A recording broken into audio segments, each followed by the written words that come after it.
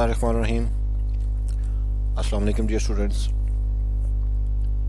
I'm Arif and I welcome you all to the next session of the lecture series on internet networking with Linux. In the previous session we started with hands-on cryptography, in which we understood and practiced encoding, hashing and symmetric encryption. Today I will try to complete the discussion by talking about some other important cryptographic concepts, and will of course practice them on the Linux terminal for better understanding. Remember dear students, these concepts are very much required in some of our future sessions of Secure Shell and HTTPS protocol. Let's start playing, and let me move on to the board.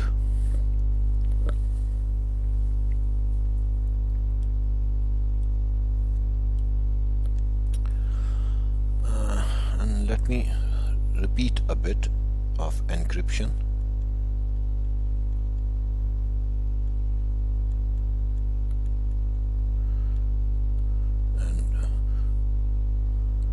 We know this is a process of scrambling data so that it can be decipherable only by the intended recipient.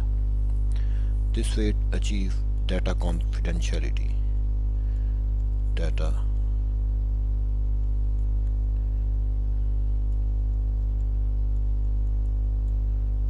confidentiality.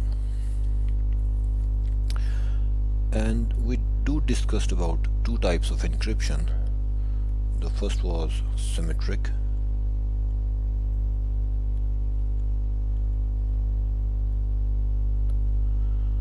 and that was a encryption technique that used a single secret key.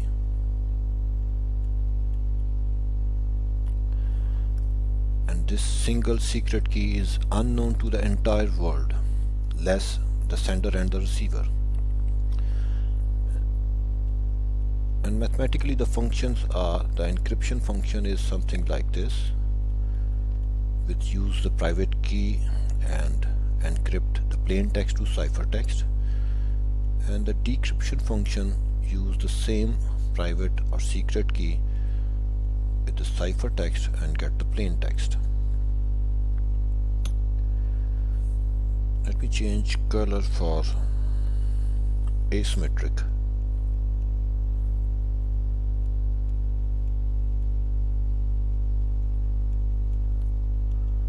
Encryption.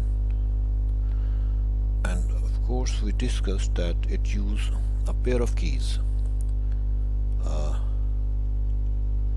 private and public key pair.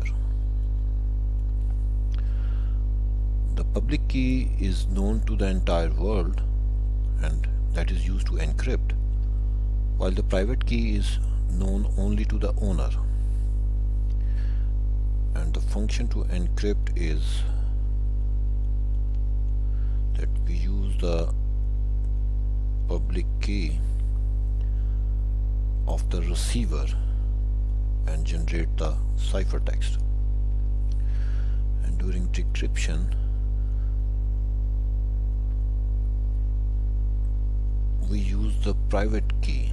The receiver uses his own private key with the ciphertext and generates the plain text. We talked about this before. Let me add on the other concept, that is digital signature as well.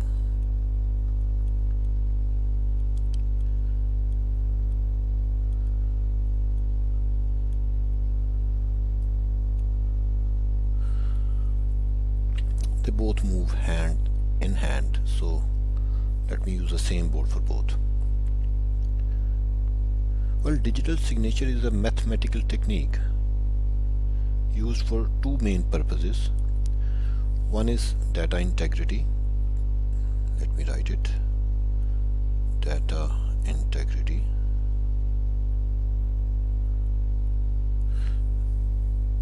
This use we have seen in the previous session as well.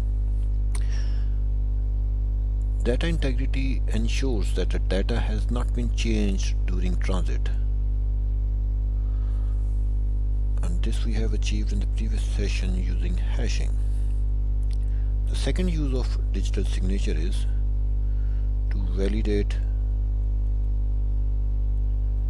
the authenticity.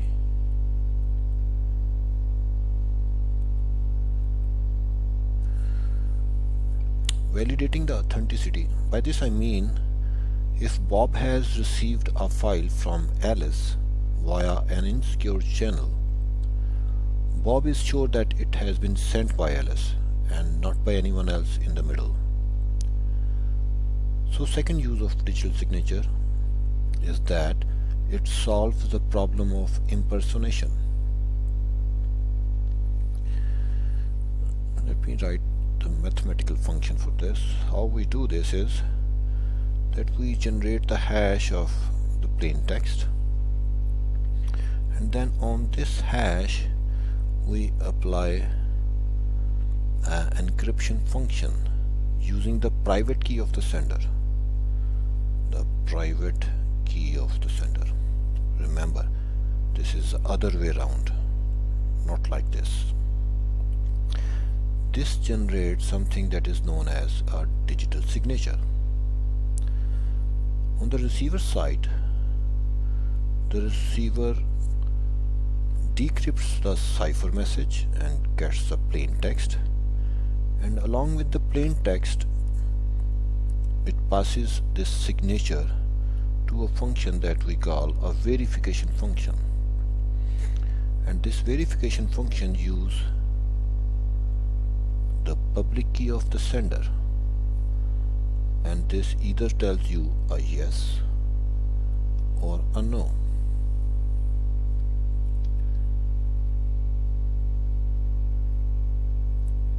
Let me repeat this part again. As far as digital signatures are concerned, the digital signatures are created using a hash, and then by encrypting it with the private key of sender. If Alice is sending this message to Bob, then Alice will use her own private key. On the receiver side, Bob will use the public key of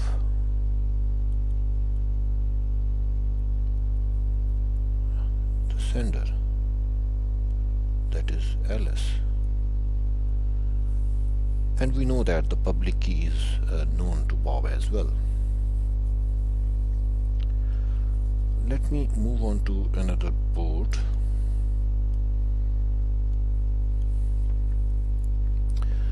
And create a scenario.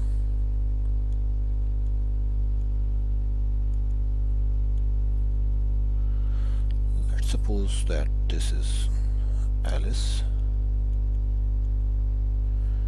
and somewhere here is Bob. Now Alice wants to send a secret message to Bob.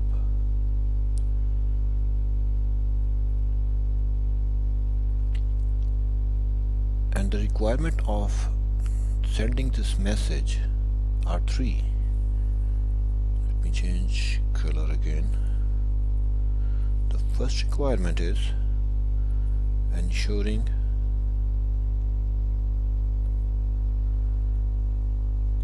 data confidentiality.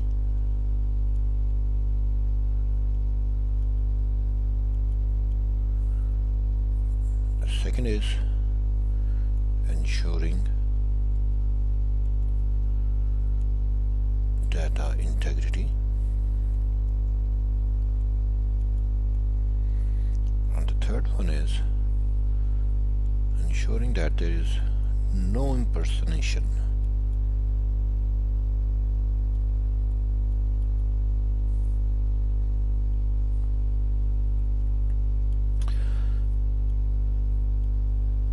By data confidentiality, I mean that nobody other than Bob should be able to read it.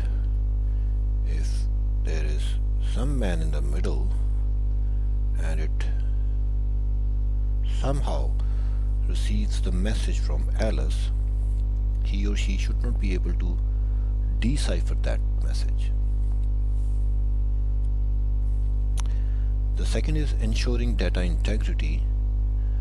By this I mean if the message is tampered by someone in the middle, Bob should come to know that the message is altered. Suppose the man in the middle has received the message, changed it and sent it to Bob. Bob should come to know about this. The third is no impersonation. By this I mean if anyone other than Alice, that is the man in the middle, sends a message to Bob saying wrongly that she is Alice, Bob will come to know about this. By this I mean if this person in the middle sends a message to Bob with the personality of Alice, Bob should come to know about it. Okay, let me move on to another board and draw this diagrammatically for better understanding. Consider the sender side.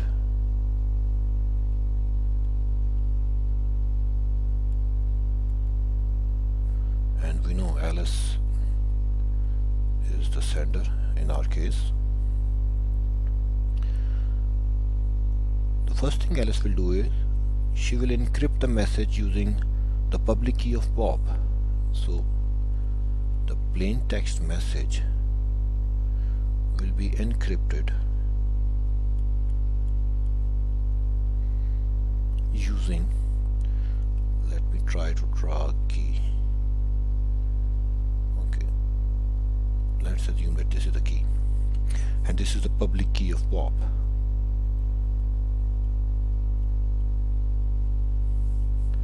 Let me write it down. This is the public key of Bob.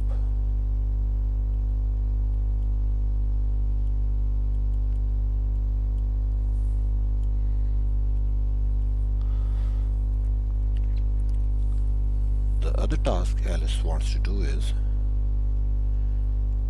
she will take the plain message and she will do a hashing on this plain message to generate a hash value.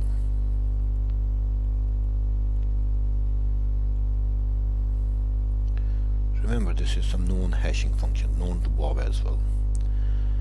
And then on this hash value she will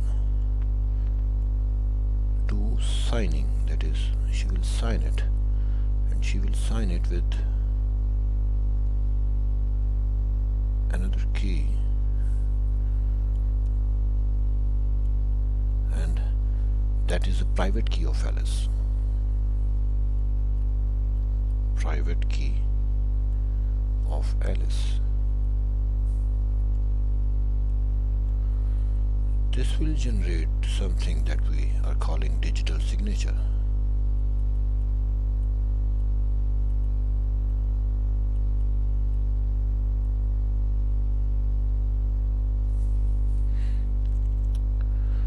Well, dear students, instead of creating digital signature from the ciphertext, which can be a bit time consuming, we generate this digital signature from the hash of the plain text, which is a bit quick. Okay, now Alice sends this ciphertext along with the digital signature to Bob. On the receiver side,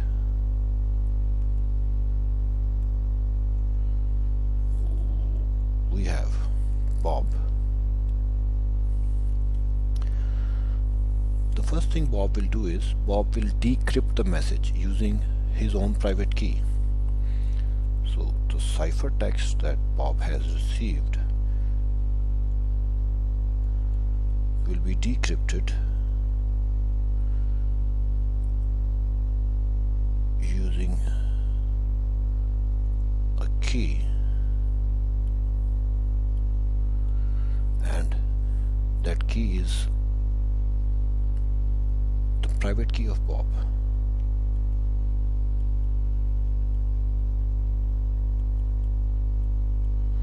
Remember, this is the private key of the Bob, which is used to decrypt the message, and this is the public key of the Bob, which was used to encrypt the message. So this will create the plain text. Now the next step is Bob needs to verify. Bob needs to verify the digital signature for data integrity and for no impersonation. So the verification function, verify signature function, you will give two inputs to this. One is the plain text and the other is the digital signature.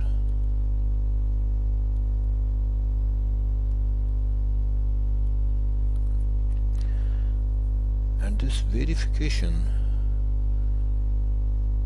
will be done by a key, and this key is the public key of Alice.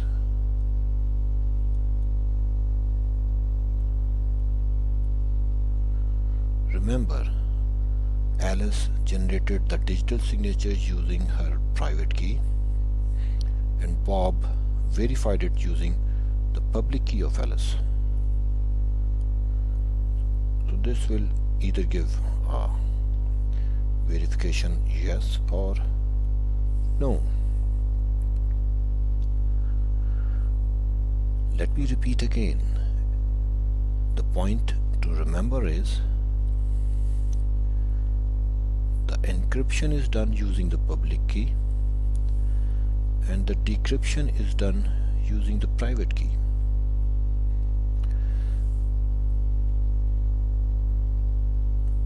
The digital signature is created using the private key of the sender, that is Alice, while the verification of the digital signature is done using the public key of the sender, of course Alice, and that is of course known to Bob. So enough of theory. Let us move on to the Linux terminal. Put the board aside, and on the terminal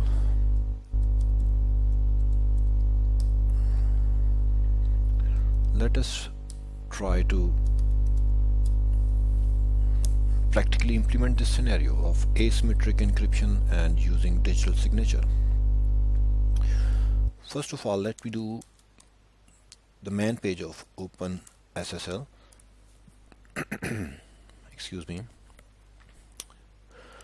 And let me move down and see what information actually I need. Okay, I need to use this command, generate private key. Let me man GENPKEY, generate private key.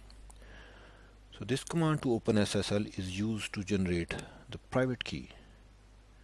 A lot of options which you can see over here. To go through this man page, and let me create two directories. One is Alice and the other is Bob. I don't need to write and in between. Let me move on to the directory Alice, which is of course empty right now. Let me use OpenSSL, generate a private key. Let me mention the algorithm, and which is RSA, and let me mention the name of the file, and let me name it the private key of Alice. There are other options that can be supplied to generate private key command of OpenSSL, but this is the simplest one. So it has successfully generated the private key. Let me use the PKEY, public key, command to open SSL to generate the related public key. Let me give pub out option that I want the public key in a file. The in file is private key.a and the out file is public key of A. Remember, gentlemen, this is required because we want to generate the public key corresponding to this private key. Let me press enter. So these two mathematically related private and public keys have been generated. Let me repeat this in the directory of Bob as well. Let me just repeat the previous command that is used to generate a private key using the RSA algorithm, and this time I want to name it private key of B. Let me generate the related public key for Bob, repeating the same command which says that generate a public key which is mathematically related with this private key. Let me do ls. Both the keys have been generated. Let me clear screen. Let me do open SSL and use the pkey command in order to view that file. -in pvt kb, and if I press enter, you can see the private key contents in base 64 encoding. If I want to see the details, I can use the -text option. Okay, so you can see the private key above and then the components of that key. You can see the modulus that is obtained by multiplying the two primes. You can see the public as well as the private exponents and the two very large primes, prime 1 and prime 2, and the two exponents, and finally the coefficient. And let us not dig into the math involved in the RSA algorithm, and that is not our objective right now. We have successfully seen the contents of the private key of Bob, and let me repeat this to view the contents of the public key of Bob.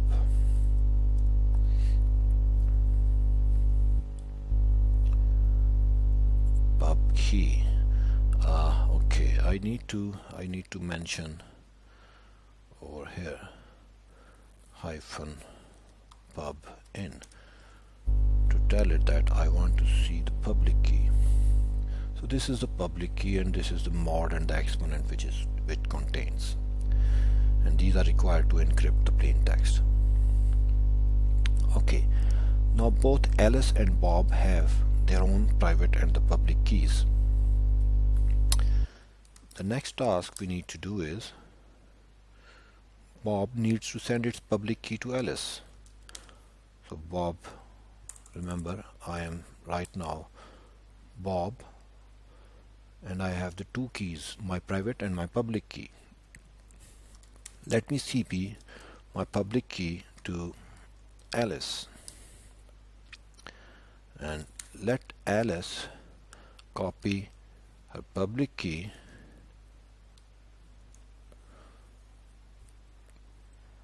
to Bob. Let me see it. Yes, Bob has the private key, his public key, as well as the public key of Alice. Let me go to Alice. You can see Alice has her public key, her private key, and the public key of Bob. The question as to how these public keys can be exchanged over an insecure network in a real environment, this question I will address a bit later. Now we are set. You can see both the parties, Alice and Bob, has 3 keys, their own private and public key pairs, as well as others' public key. Okay, right now I am inside the Alice directory, so I am Alice, and I want to send a top secret message to Bob, and the message is, "Dear Bob, learning is fun with Arif, but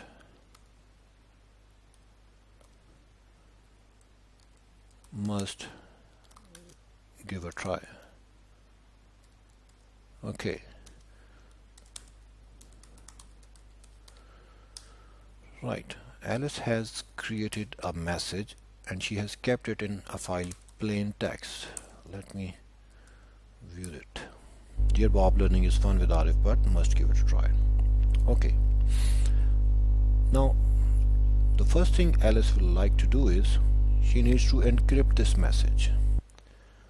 Let me again do man to open SSL, and let me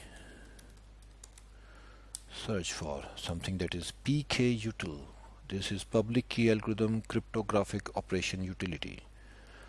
You can man PKEYUTL. Please do see the man page of this so that you feel comfortable. Let me write down the command open SSL PKUtil, and I want to do encryption with pub in key is pub key of Bob. Pubin says that a public key is coming up, and notice that Alice is encrypting using the public key of Bob, and what she wants to encrypt is the plain text file and the out file, which is a ciphertext file. Let's name it ciphertext. Let me do ls. You can see the ciphertext is there. Let me cat ciphertext. You cannot view that because it is encrypted and of course given in a binary form with a lot of non-printable characters. Now once the ciphertext is created, the next task was to create the digital signature. If you allow me, we can move on to the board, and let me tell you that Alice has done this task. She has done encryption. Now she wants to do hashing. Let me move back. In order to create the digital signature, let me do man open SSL again, and let me move down and find out what I need to find is, yes, first is DGST. So let me use a single command for this purpose. Let me clear screen to create the hash as well as the signature. Open SSL, use SHA-512 hashing algorithms. Sign is the option that I want to sign it using the private key of A, that is Alice is going to sign it with her private key. Hyphen out, the out file is, let's suppose the out file name is signature, and I also need to apply to provide the plain text to this. And now if I do ls, you can see another file over here with the name of signature. Now Alice has both the files, the signature as well as the ciphertext. Now she is going to transmit these two files to Bob over the internet, and over here I'm going to copy it, the ciphertext as well as the signature, to Bob directory. Okay, let me shift my personality to Bob, and inside the Bob directory you can see that Bob has received the ciphertext as well as the signature. Let me move on to the board. Alice has successfully encrypted it, and Alice has successfully generated the digital signature. Now on the Bob side, Bob first needs to decrypt it. Okay, so Bob needs to decrypt it, and the decryption can be done using pkeyutl command of OpenSSL, and you can see there are a lot of options, and one of the option is decrypt. So let me use that. OpenSSL pkutl-decrypt decrypt, and I'm going to decrypt using the private key of Bob. Remember, the encryption has been done with the public key of Bob, while decryption needs to be done with the private key of Bob. Let me move back. So we have the private key of Bob. The in file is the ciphertext that Bob has received, and let's suppose the out file is named as received text. You can name it anything. You can see a file received text is there. But before viewing this, Bob should verify the signature. Now this is the second task. Bob has successfully decrypted the message. Now Bob wants to do this part. Provide the plain text, the digital signature to the verify function, and the public key of Alice. Okay, so OpenSSL, we use the digest, and Bob knows of course that the hashing used is SHA-512, and instead of signing, Bob wants to verify, so he has written verify using the public key of Alice. The signature, this is the option, and by luck the name of the signature file is also signature. We should avoid such things. And finally we do need to give the plain text as well, which we have received. As over here you can see that for the verification function we need to provide the plain text, the digital signature, and the public key of Alice. And over here as well we have given the public key of Alice, and we have given the signature and the plain text. So let me press enter. So it says it is verified. Okay. Oh, let me cat receive text, and Bob reads it. Dear Bob, learning is fun with Arif, but must give it a try.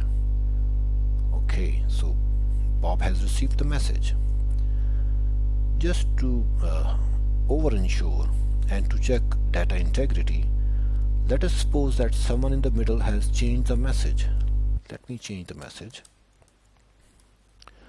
Someone in the middle, and let's suppose the someone in the middle has changed the name from Arifat to Kakamana. Oops. Let me press escape.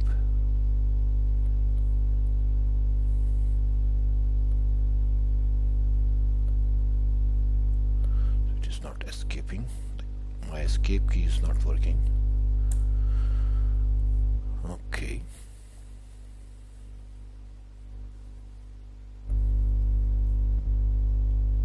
Yes, it is working now.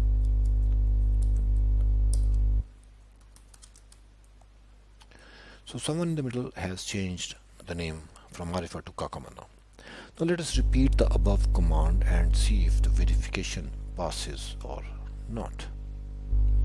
Once again, the Bob is just checking or verifying the signature by using the same command, and this time it says verification failure because the received text has been altered by someone in the middle. Let us correct it and repeat. Let me do Vim again. Receive text. Let me press I. I hope I haven't changed anything else in between.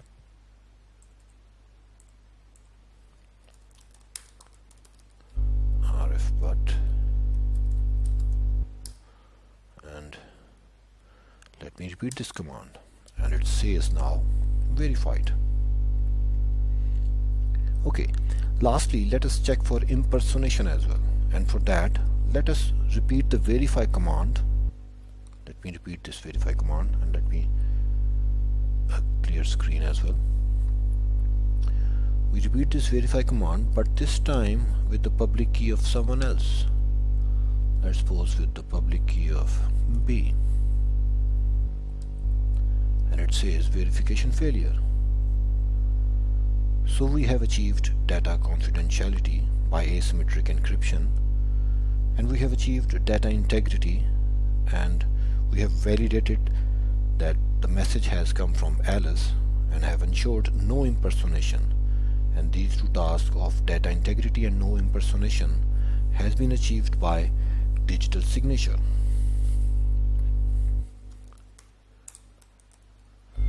Okay, dear students,